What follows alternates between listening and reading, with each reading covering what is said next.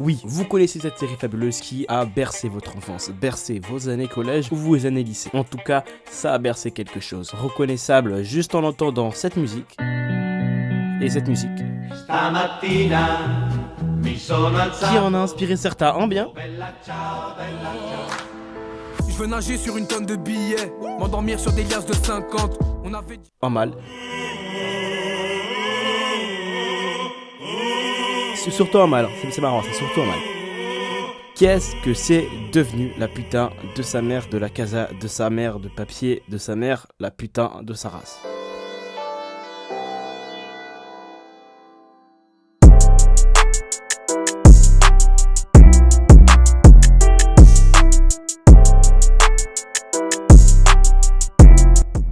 Et oui, ça date d'il y a longtemps, de 2016. Et en 2016, j'étais en primaire. Non, j'étais clairement pas en primaire. Mais c'était une époque lointaine, où il n'y avait pas encore le Covid-19. Oui, j'ai remarqué que lorsque tu rajoutais un R après des mots, ça allait donner une image particulière. Alors oui, c'est comme si ça remontait à l'enfance, à la primaire. J'étais pas en primaire, mais t'as compris. Alors déjà, le pélo qui a créé ça, c'est Alex Pina. Moi, je peux te dire qu'il a bien piné après avoir créé cette putain de série. À Netflix, il a dû le faire de ses boulots. En parlant de boulot, je sais pas vous, mais moi, la chose que je me souviens de plus, c'est le fiacre de Tokyo dans cette scène fabuleuse où elle est en train de sortir, machin. Vraiment, une scène, je sais pas pourquoi elle est sortie, et c'est une casse-couille. Tokyo, pour moi, c'est une grosse casse-couille, elle me casse la tête. Mais là, vous dites, non, mais Tokyo, c'est mon personnage préféré. Moi, elle m'a cassé les couilles. Je sais pas c'est quoi son souci, mais bref, elle a bien fait avec fabuleux. Alors, pourquoi est-ce que cette série elle a fonctionné? J'ai des personnages emblématiques de fou. Berlin, un manipulateur narcissique, tout ce que tu veux, mais on l'aime. C'est un fils de, mais on l'aime. Denver, bon, c'est qui Denver? Ah, le mec là, qui a tiré sur la femme là. Bref, il est sympa aussi.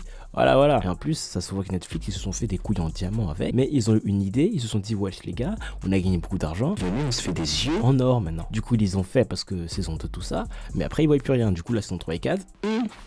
Ouais. Pas fou.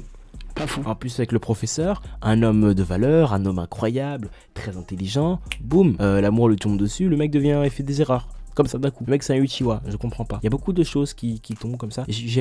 Ok, c'est cool l'amour, tout ça, mais quand tu vois que un mec intelligent, comme le professeur, il s'est fait douiller, bien niquer, et dès qu'il était commencé à être amoureux de la madame là, commençait un peu à douiller. Bref, c'est un peu la tristesse. Bon, elle s'appelle Stockholm parce qu'elle est amoureuse d'un mec. Qui l'a torturé. Un mec, non, parce qu'en fait le mec c'était quoi? En fait son harceleur. Mais avant son harceleur c'était quoi? Elle était prisonnière du mec, du coup elle est tombée amoureuse, tu vois, Stockholm, t'as les fous. Cincinnati. Le blaze de son fils c'est Cincinnati. Moi j'appelle pas mon fils Cincinnati, moi je vais l'appeler Calvin. Qui dit que Calvin ça pue la merde, je vous vois, j'en ai rien à foutre. Calvin c'est un nom de fou furieux, mais Cincinnati, je suis sûr que c'est un de ces états qui a banni l'avortement. Mais vraiment, je la regarde dans les yeux, je vous dis, oh, vous avez banni l'avortement, on va les regarder, si c'est pas ça, bon, c'est pas bien. Et Arturo, un connard, ah bon? Arturo c'est un connard, je ne savais pas, c'est fou. Ah, attendez, venez, comme on sait pas qu'Arturo c'est un connard, on le fait être encore plus un fils de pute. Hop là, Ouais, Arturo c'est un fils de... Il faut le laisser tranquille maintenant, hein. On va commencer à haïr l'acteur maintenant, c'est bon, vous êtes excessifs les amis. Les personnages morts qui apparaissent plus que les personnages qui sont en vie, genre... moi j'aime bien, parce que c'est Berlin qui est dead. Parce que Berlin c'est mon pote. Berlin c'est vraiment... C'est pas mon pote, mais c'est un mec qu'on apprécie, à part il y en a qui apprécient pas, mais moi vraiment quand il était mort, je fais wesh, non, abusez pas. On va en parler de certaines morts, hein, vraiment. Là je vais essayer de spoiler que la saison 1 et 2, parce que la saison 3 et 4... 3 et 4, qu'est-ce que je raconte jusqu'à la saison 5, j'ai oublié tellement c'est quelque chose de perturbant. Je vous dis, moi je suis très très triste d'avoir regardé ça.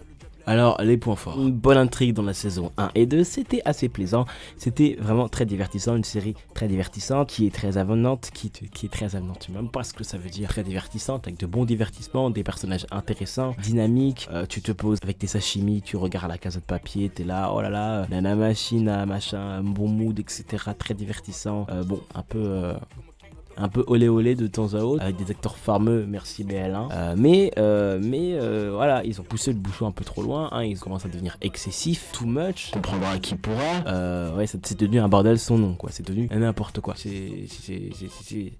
C'est embêtant. Et on s'est rendu compte surtout qu'il y avait pas mal de rembourrage scénaristique. Bah, je me suis rendu compte. C'est très subjectif ce que je dis là. Peut-être que vous adorez cette série. Je vous respecte. Hein, vraiment, vous adorez cette série, c'est cool.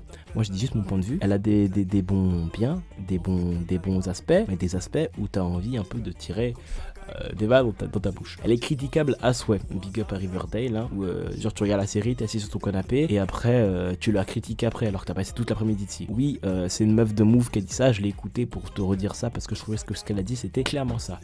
À la fin de la Casa de Papel, j'étais en mode wesh, comment ça là tu t'es dit, ah ouais, D'accord. Donc là, ils ont poussé le bouchon bien loin. Vraiment, des trucs, le réalisme, bon. Pourquoi en faire? Pourquoi faire? Après, bon, t'étais pas venu pour regarder une série avec des réalismes de fou, des films d'auteur, machin. Mais bon, un petit peu surpris par ce manque de stupidité, de subtilité, pardon, c'est un lapsus.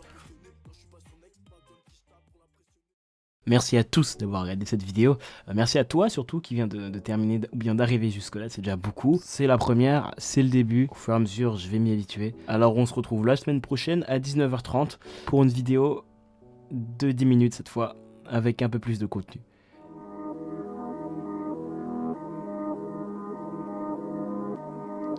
Je vais m'y habituer. Au fur et à mesure, je vais m'y habituer.